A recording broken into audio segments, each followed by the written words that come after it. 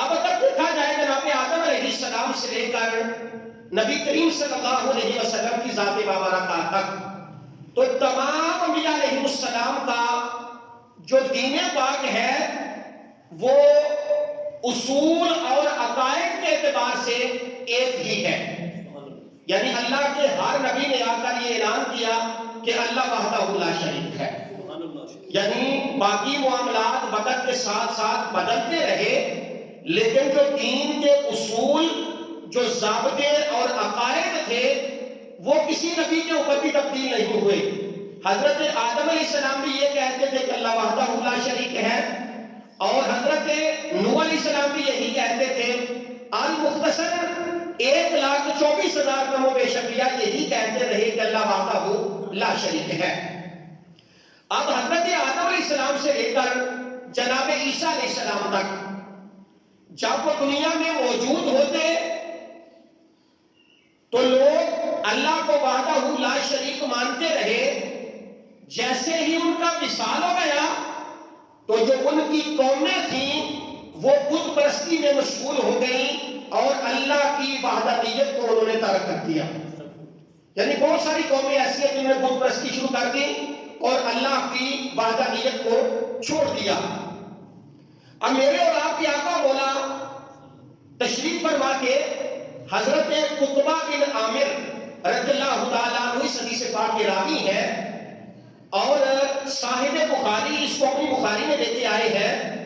وہ فرماتے ہیں کہ آقا علیہ الصلوۃ والسلام اپنے حجرہ پاک سے باہر تشریف لائے اور اپنے منبر پر جلوہ گر ہوئے، اور آقا علیہ الصلوۃ والسلام نے صحابہ سے مخاطب ہو کر فرمایا، اے میرے صحابہ، میں نے آپ سے چند باتیں کرنی ہیں.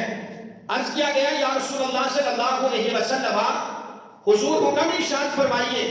تو آقا علیہ الصلوۃ والسلام نے فرمایا، انی فرتکم وانا شہید علیکم. آقا علیہ الصلوۃ والسلام نے فرمایا، میرے صحابہ، میں تم سے پہلے اللہ کی بارگاہ میں حاضر ہوگا اور میں تمہارا گواہ بھی ہوگا، اور تمہارے قیامت میں پہنچنے سے پہلے تمہاری شفاعت کا بندوبست بھی فرماؤں گا. یعنی پہلا فرمایا کہ میں تمہارے اوپر گواہ بنایا گیا ہوں اور تم سے پہلے اللہ کی بارگاہ میں حاضر ہوگا اور تمہاری شفاعت کا بندوبست کروں گا. دوسری چیز میرے اور آپ کے آقا مولا نے فرمائی، آپ نے فرمایا وَإِنِّي وَاللَّهِ لَأَنظُرُ إِلَىٰ حَوْضِي الْآنَ. آپ نے فرمایا اللہ کی قسم، میرے اور آپ کے آقا مولا اپنے منبر پہ جلوہ گر ہیں اور آپ فرما رہے ہیں قسم ہے رب قدوس کی جس کے قبضہ و قدرت میں محمد کی جان ہے، میں یہاں بیٹھ کر اپنے حوض کوثر کو دیکھ رہا ہوں جس حوض کوثر سے میں اپنی پیاسی امت کو جام رحمت پلاؤں گا. دو چیزیں ہو گئی. اور تیسری چیز میرے اور آپ کے آقا مولا نے فرمایا، ایک تو فرمایا کہ میں تمہارا گواہ بنا کر بھیجا گیا ہوں، دوسرا فرمایا کہ میں حوض کوثر کو دیکھ رہا ہوں جہاں قیامت کے دن میری امت کو جام رحمت میں لایا جائے گا، اور تیسرا آقا علیہ الصلوۃ والسلام نے فرمایا وَإِنِّي قَدْ أُوتِیتُ مَفَاتِیحَ خَزَائِنَ الْأَرْضِ. تیسرا آپ نے فرمایا میرے صحابہ، اللہ رب العزت نے مجھے ساری دنیا کے خزانوں کی چابیاں جو ہیں مجھے عطا فرما دی ہے. یعنی فرمایا کہ ساری دنیا کے جتنے بھی خزانے ہیں سب کی چابیاں اللہ نے مجھے عطا فرمائی ہیں. تیسری چیز اور آخری چیز حدیث پاک کی آقا علیہ الصلوۃ والسلام نے فرمایا انی واللہ اخاف علیکم.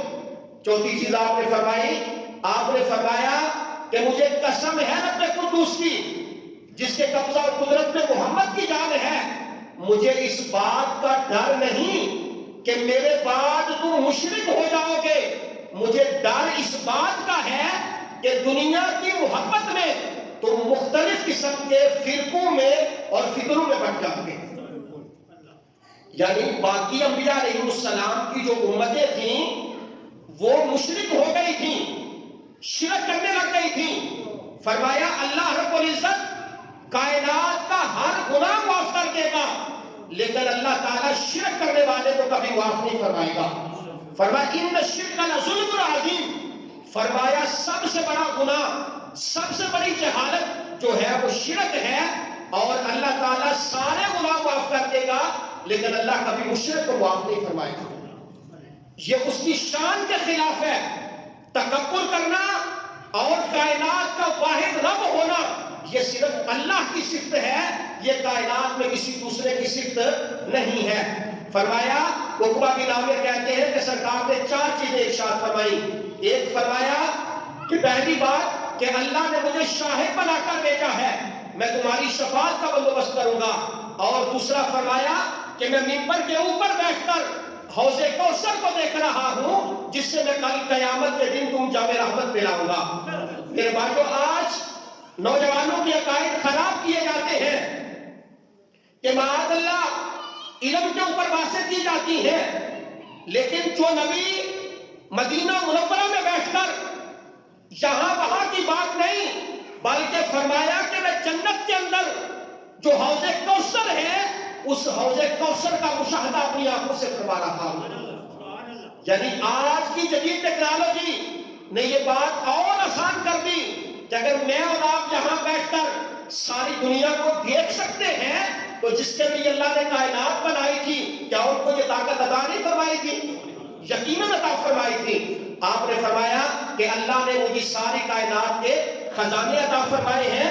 اور دوسرا فرمایا کہ مجھے اس بات کا ڈر نہیں کہ میری امت مشرک ہو جائے گی بلکہ مجھے ڈر اس بات کا ہے کہ مختلف فتنوں کے اندر میری امت جو ہے وہ مبتلا ہو جائے گی.